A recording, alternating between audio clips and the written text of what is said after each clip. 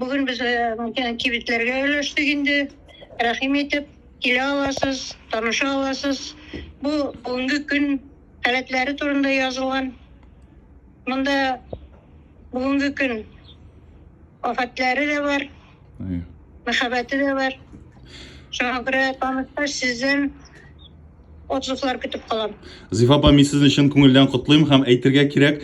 Гадәттә бит төзүчеләр мактанырга яраталар. Без теге яки бу объектны вакыттан алда тапшырдык дип, ярты ел алдан. Менә сез дә вәгъдә иткән идегез бит, майда тапшырам дип, чыга дип китап. Ахыр чиктә иртәрәк булып чыкты, апрельдә.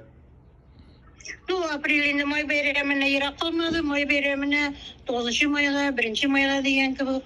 Әле иртәгә Бакчага китеп беткәнче. Әле бит иртәгә Тукайның туган көне, Зифа апа, Тукайның туган көненә менә дигән бүләк Зифа Кадыровадан. Кем ничек кабул итәр? Зифа апа, менә бик кызык минемчә укучыларга китапның исеме ничек булды? Аны мен анда бер җыр кертем, башта мен шул җырны ишеткәчтен ул мин дип атала. Аның авторы белән телефоннан сөйләшеп, танышып, мен әйтәм, кертим шушы китапка сезнең җырны дип. Һәм шушы менә ул туры килә кеше язмышына. Шушы кешеләрнең язмышына туры килә торган җыр, аны аңлаган кеше аңлар дип уйлыйм инде. Минем үземә бик тә ошады, бик урынлы дип уйлыйм мин аны. Менә монда инде төрле кешеләр язмышы. Монда әле бик күп түгел. Икенче кичәгендә дәвамында әле безнең бу китап язылып бетмәгән, аның булачак дәвамы әле сугыш бетмәгән, 1-2 ел үтсен. Шул чагында без үзебезнең геройның кем булуын, нинди юл белән китүен белербез. Шуңа күрә әле әзрәк көтик. Заманалар үзгәрсен, дөньялар тынычлансын. Ни белән бетәсен без әле белмибез. Безнең герой нинди юл белән китәсен дә белмибез. Зифа апа, мин шулай да сорауга җавапны ишетмәдем. Китапның исеме ничек булды ул? Язмышыңа язылганны. Менә язмышыңа язылганны. Сен язмышыңа язылган икән, син аны урабызга алмыйсың. Ул бары синең белән була торган хәл. Мин шулай уйлыйм, шулай аңлыйм. Зифа апа, сез китапны күрсәтә аласызмы? Тышлыгын ничегрәк? Менә күрелде. Менә бу рәсем турында да әйтегез әле. Менә артта сезнең матур фотогыз. Алдында бу нинди рәсем? Кем ясаган рәсем? Һәм ни өчен шушы рәсемне тышлыкка бирергә булдыгыз? Бу әсәр үзе ирләр турында, әтиләр һәм уллар турында. Ирләр язмышына кагылган. Шуңа күрә монда хатын-кыз әсәре дип әйтеп булмый, бу ир затына багышланган. Һәм миңа ничектер бу исем күбрәк ошады. Рәсемен кем ясады? Рәсемен мин һәрвакыт Ландыш белән эшлим инде. Ландыш фамилиясы оныттым. Беренче китабымда да ул ясаган иде, икенче китабымда һәм менә 7-8 китапларга да ул эшләде. Зифа апа, менә әйтәләр бит, сезнең китапларыгызны һәрвакыт елый укыйбыз дип әйме? Шушы китапны да сез елата торган итеп яздыгызмы? Белмим. Әйтеп булмый. Бер әйбернең үзе кешесе бар, үзе укучысы бар, кем ничек кабул итә. Төрле кеше бар. Каты бәгырьле, йомшак күңелле кешеләр бар.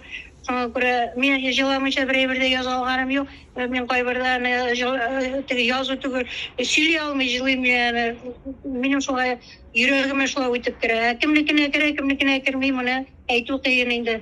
Кеше шуга мнение.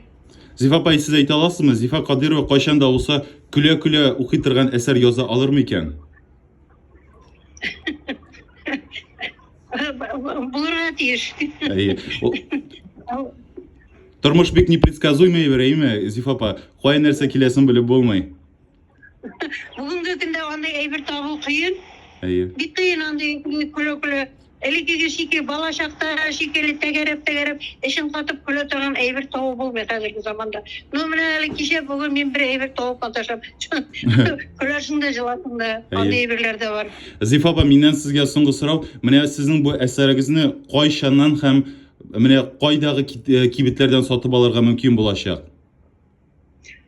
Менә бүген biz Идел пресска тапшырдык инде ТКга, ул китә ГУМга китәдер инде, аннан соң Аксубай килеп алды бүген.